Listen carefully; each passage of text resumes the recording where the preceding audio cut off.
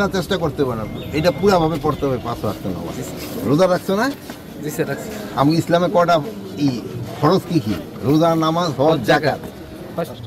হজটা সবার জন্য না, হজটা হলো যার সামর্থ্য আছে এবং দোনো দিক দিয়ে সামর্থ্য, ফাইন্যান্সিয়ালি সামর্থ্য হইতে হইব এবং শারীরিকভাবে সামর্থ্য হইতে হইব।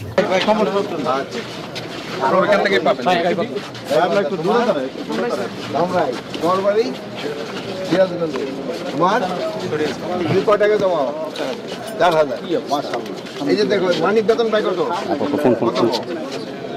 আচ্ছা গুড।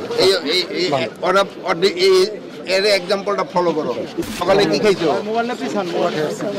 বলা দুটো খেতে কেন? অন্য কিছু খাও নাই?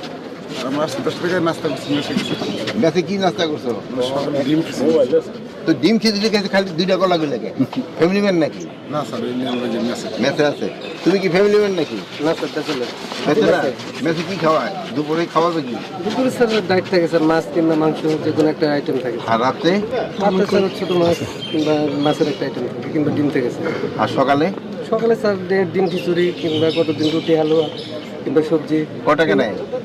এটা স্যার সিঙ্গেল রেশন দেওয়ার পর ওই খরচের উপরে একটা কত পড়ে মাসে?